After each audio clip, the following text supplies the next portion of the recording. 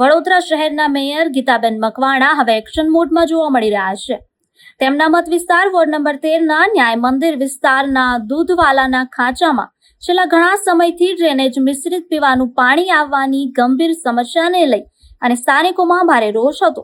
સ્થાનિકો પોતાની વ્યથા મીડિયા સમક્ષ વ્યક્ત કર્યા બાદ આજે મેયર સ્વયં અધિકારીઓ સાથે સ્થળ પર દોડી આવ્યા.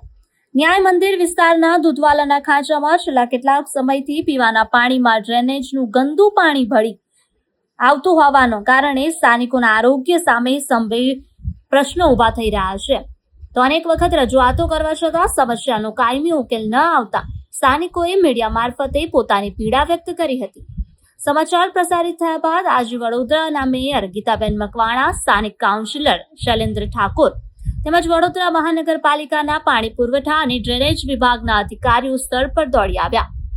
અધિકારીઓએ સમગ્ર વિસ્તારનું નિરીક્ષણ કરી અને તકનીકી તપાસ હાથ ધરી છે. તો પ્રાથમિક તપાસમાં સામે આવ્યું કે જૂના શહેરમાં વર્ષો જૂની ગાયકવાડી સમયની પાણીની લાઈન અનેક જગ્યાએ સડી અને જર્જરિત થઈ ગઈ છે, જેના કારણે ડ્રેનેજની લાઈનમાંથી ગંદુ પાણી પીવામાં ભળતું હોઈ જવાનું જણાવ્યું છે.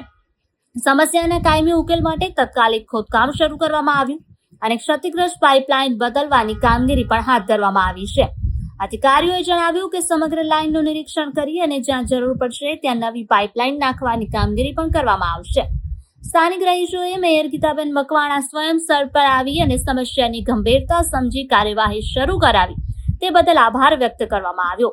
જોકે સ્થાનિકોએ માંગ કરી હતી કે વર્ષોથી ચાલતી આ સમસ્યાનો માત્ર તાત્કાલિક જ નહીં પરંતુ કાયમી ઉકેલ લાવવામાં આવે, જેથી ભવિષ્યમાં ફરીવાર આવી પરિસ્થિતિ સર્જાય નહીં અને લોકોને સ્વચ્છ તથા શુદ્ધ પાણી મળી રહે.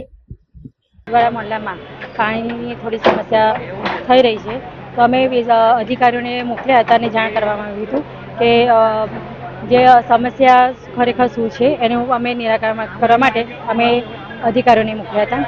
અને અમને જાણવા મળ્યું કે એ દૂષિત પાણીનું સમસ્યા ખરેખર હતી જ અને એટલા લેવલ પર અમે અધિકારીઓ દ્વારા કામગીરી ચાલુ કરવામાં આવી છે. અને એ કામગીરીમાં અમે જાણવા મળ્યું કે બહુ વર્ષો પહેલાંની જોડેલી પાઇપલાઇનો છે, એટલે અત્યારે અમે એનો ટાઈમ પર કામગીરી અત્યારે ચાલુ છે. ખરેખર તો અમારે આખી લાઈન અમારા પાઇપલાઇન જે જૂની વર્ષોની જર્જી થઈ ગયેલી એને કઢાઈને નવી જ નાખવી પડશે, પણ ત્યાં વરસાદને લીધે પોસિબલ નથી, એટલે તે ટાઈમ પર અમે એનું સોલ્યુશન લાવવાનો પ્રયત્ન કરીશું. સમાચારોના સતત અપડેટ મેળવવા માટે અમારી HBO ન્યૂઝની YouTube ચેનલને સબસ્ક્રાઇબ કરો, બેલ આઇકન દબાવો અને જોડાયેલા રહો Facebook, Instagram અને Twitter પર.